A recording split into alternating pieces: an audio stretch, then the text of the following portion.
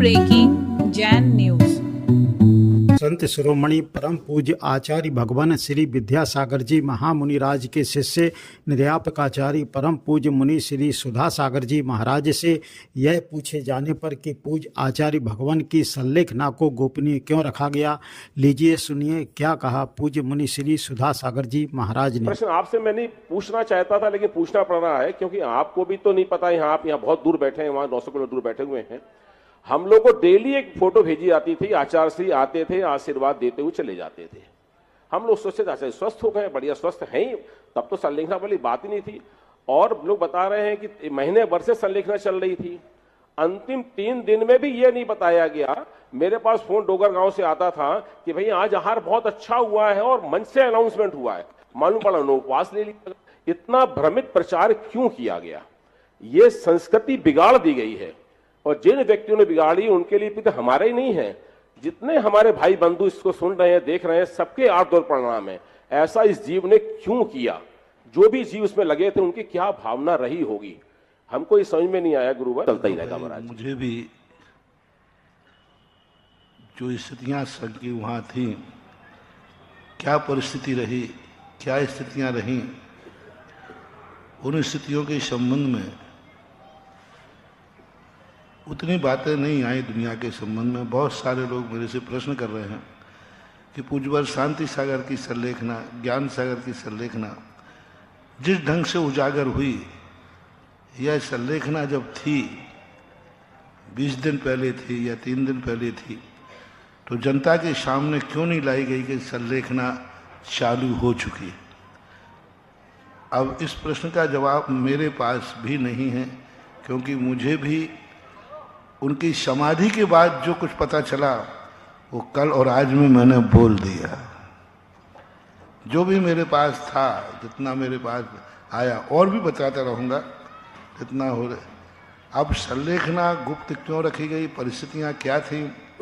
कई बार ऐसी स्थितियाँ बन जाती हैं, कोई छपक की बीमारी की, असाध्यता की, कि उसके संबंध में जो भैयावृत्ति करने वाले हैं वो निर्णय नहीं कर पाते कि क्या करें, समाज के सामने रखें या नहीं रखें। ये निर्णय करने की स्थिति में नहीं आ पाते। जैसे आपका ऑपरेशन थिएटर होता है, ऑपरेशन थिएटर के अंदर डॉक्टर कुछ नहीं कर पाता कि मैं इसको उजागर करूं या नहीं करूं।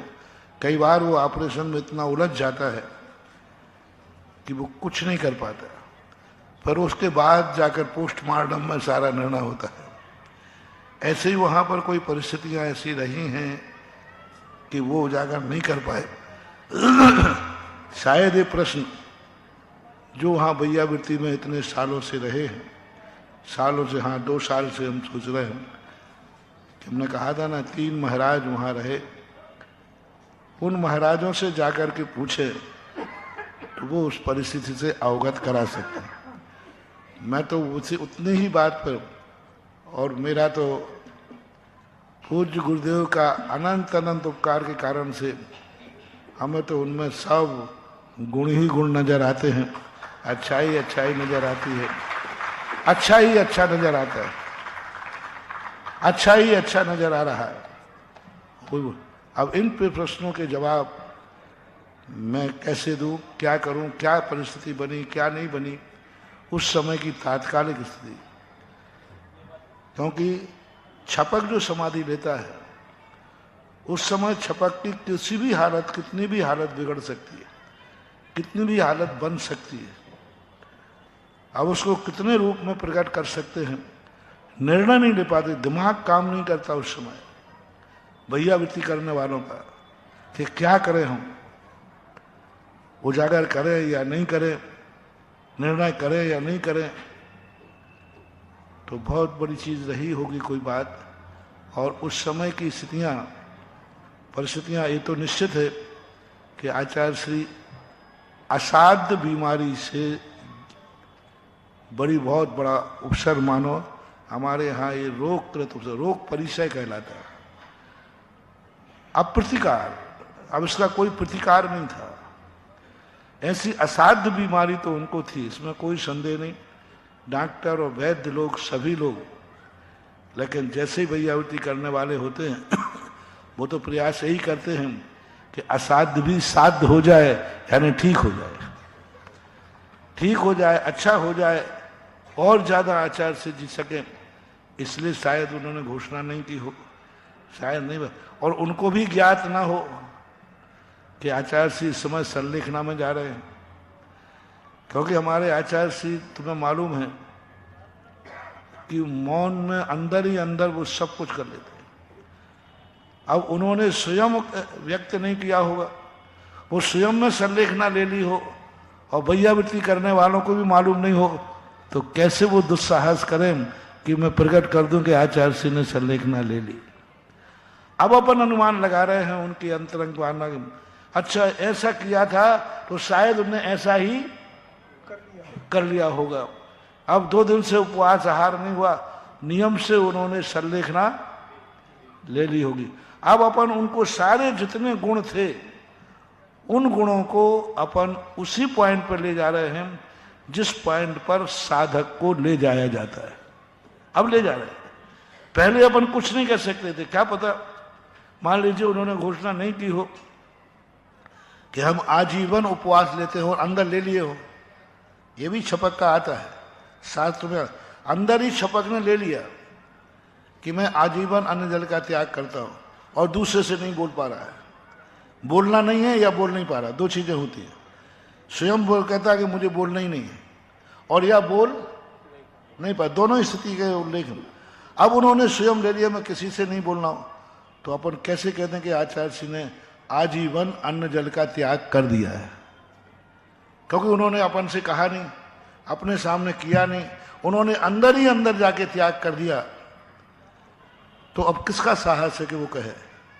कौन कहे कि महाराज ने 2 दिन पहले से कहते महाराज ने सब प्रकार के अन्न जल का त्याग कर दिया? कह ही नहीं सकते, क्योंकि तुमने कैसे कह दिया, महाराज ने तो कहा नहीं। तो अब इसमें 2 बातें सामने आ रही हैं। अब एक तो उन्होंने स्वयं संकल्प कर लिया, किसी से कहना उचित नहीं समझा, क्योंकि आचार्य श्री ने जब भी कोई साधना की त्याग की किसी को नहीं बता दे। इतने त्याग कर लिए, हम लोगों को पता चलता था बाद में। दूध का त्याग कर दिया, महीनों के बाद हम लोगों को पता चलता था कि इन्हें त्याग कर दिया।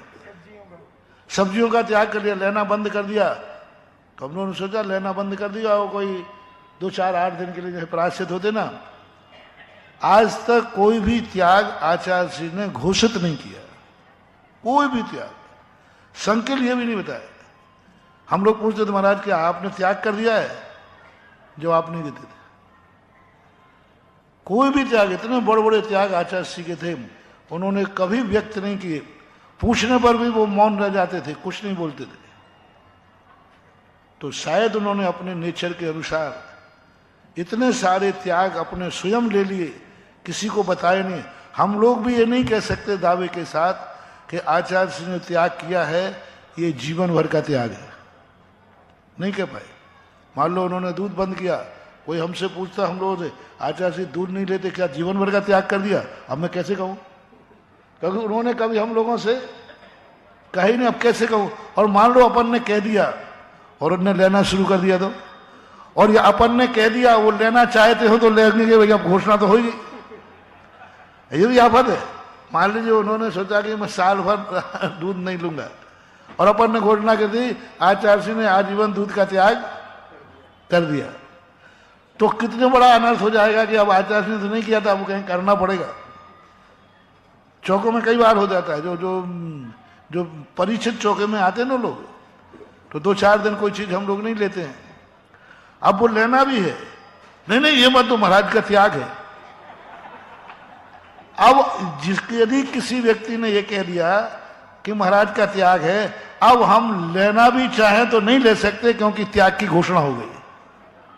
और मुझे लेना था, जो जो जो स्थायी रूप से चलते ना, जो वो ज्यादा कलाकार करे तो नहीं ये चीज हटाओ, क्योंकि उन्होंने देख लिया कि महाराज 8 दिन से तो ले ही नहीं रहे। अब उन्हें ये पता नहीं कि 8 दिन का त्याग था, 9वें में लेना था। लेकिन तुमने तो सामान्य क्या देख लिया, क्योंकि तुम प्रतिदिन देख रहे थे 8 दिन से कि महाराज ये चीज 8 दिन से प्रतिदिन हटा देते, तो 9वें दिन में तुमने क्या कर लिया, पहले ही हटा दिया महाराज, हमें मालूम है किसी ने दिया। तो तुम क्या कहोगे? अरे भाई तुम जबरदस्ती का, मुझे मालूम है, मैं महाराज के बाद 8 दिन से आ रहा हूं, ये हटा दो पहले, इसे क्या को रख रहे हो? और 9वें दिन हमें लेना था।